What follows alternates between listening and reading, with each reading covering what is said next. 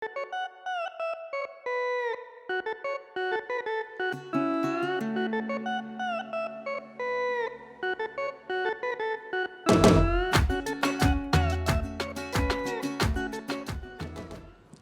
are you, amigos? Hola, amigos. What a crazy and beautiful sport is football.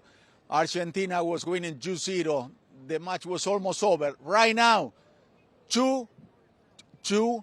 More probably are going to go to extra time. But let's start from the field. This is Carlos Montero here in front of Lusail.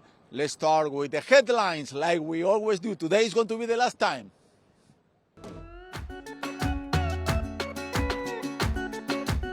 Giving it all for the third star, Argentina and France face off to the Live Up the World Cup.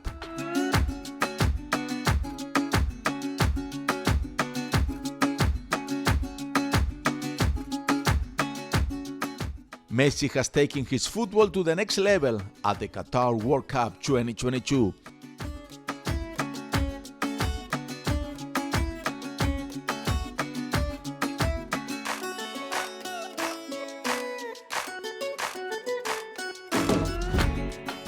Today is National Qatar Day, the same day as the final.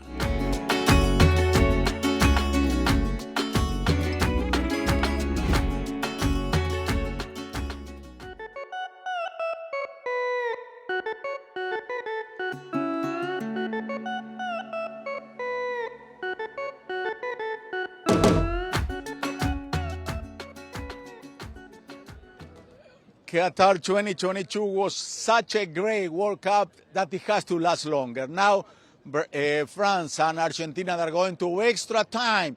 They were going 2-2. Argentina was almost ready. 80 minutes, Mbappe show up and they scored 2 goals. But let's see now, when we have a break, when we see what's happening in the second half, what's happened last night. Last night, Croatia beat Morocco and it came in third place. This is it. There is only one match left in Qatar 2022. The World Cup final will be a day with history for Argentina-France. It will be much more than Messi against Mbappe, said Argentine coach Lionel Scaloni. Both Argentina and France have won the World Cup twice in their history. In 1978 and 1986 for the former, and 1998 and 2018 for the latter.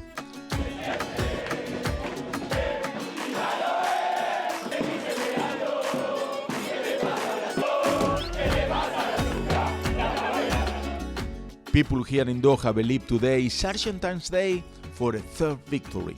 The nearly 90,000 capacity Lusail Stadium will be dominated by the white and sky blue, the albiceleste.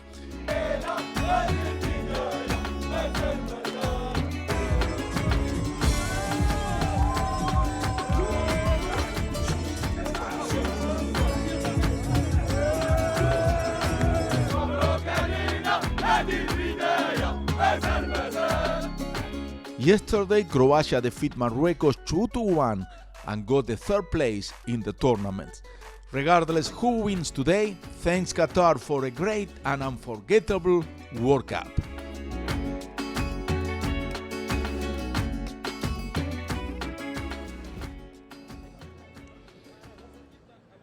Now let's go with Charlie Montero, who has the 5 stories you have to know today, the last day of the World Cup 2022.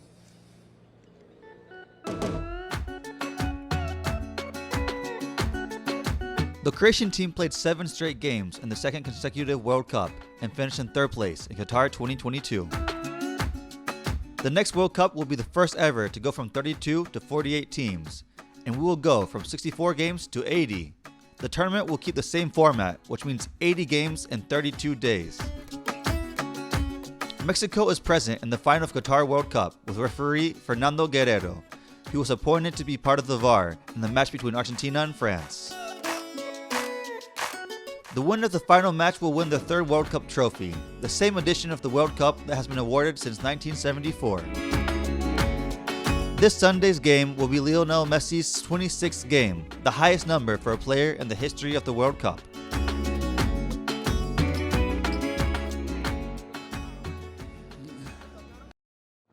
What a great World Cup for Lionel Messi and the Argentine team. They make it. They have the third Cup, World Cup. They have to suffer a lot. In Argentina, they said, football is a game that 11 people play against 11, and Argentina suffer. Today suffer, but is the champion. Let's go to see the story about Argentina. The team led by Lionel Scaloni, Lionel Messi, Julian Alvarez, Enzo Fernandez, and Angel Di Maria beat the European team and became world champion for the third time in their history. The Albiceleste is back at the top of the world. Leo is the messiah that every Argentine fan expects since Diego Maradona. The chosen one did it. He got the cup. Argentina did not believe in France and cut their dreams to get a back-to-back championship. This way, they broke a tie in the third place of the ranking of the most winner of this tournament. Now, Argentina is in the fourth place of the ranking. Only Brazil with 5 and Germany and Italy with 4 have more titles than them. Messi finally got the title that hasn't in his vitrines. Diego, whatever you are, the mission is accomplished. Leo is the world champion, and Argentina smiles again. It's the second time in this World Cup that Argentina was 2 up, and they tied the game, and then they had to go to the extra time, and then with Holland with penalty with the Netherlands, and now let's pray that it's the same solution, the same end that Argentina can win that World Cup. But today is a special day for Qatar. Today is the National Day of Doha. A lot of festivities, a lot of good time, and besides the World Cup. Let's go and see it.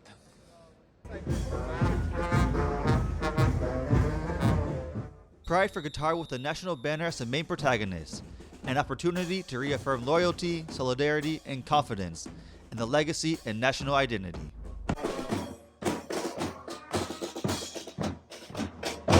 We celebrate our independence, and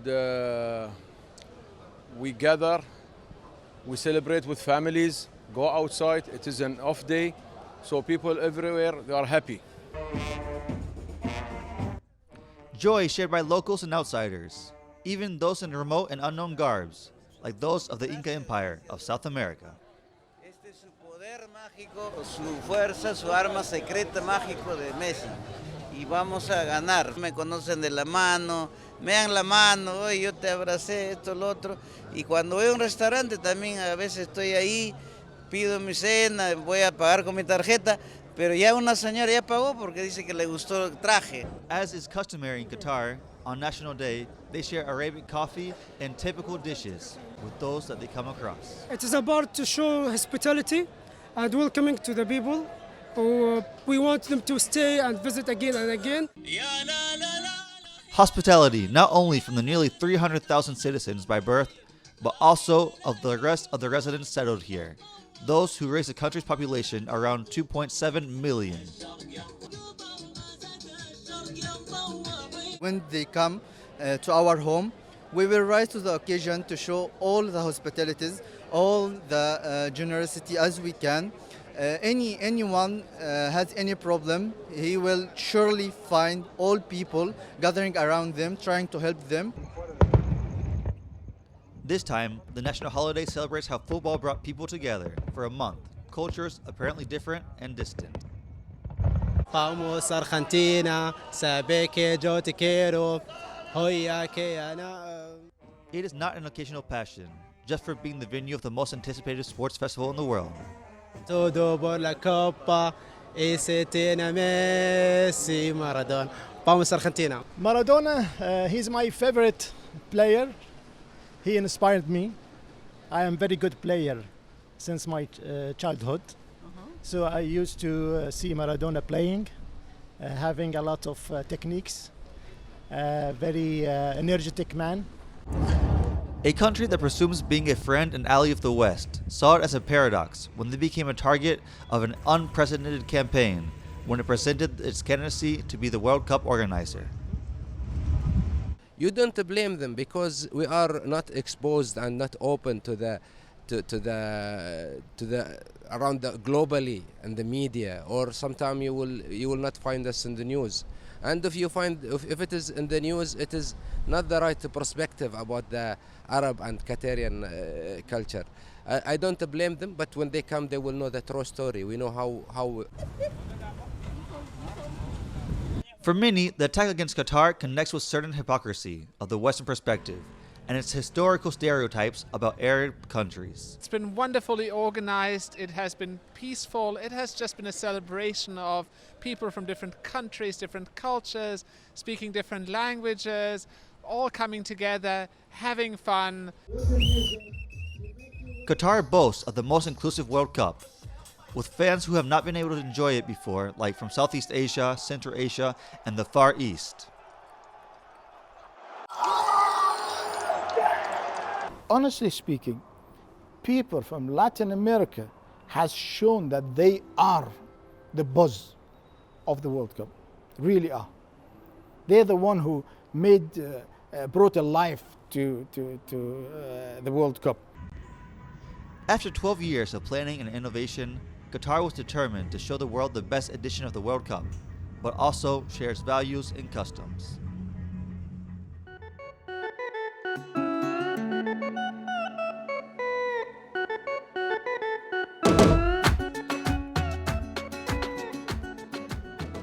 Let's do a short break, but before the break, we want to challenge your knowledge about football.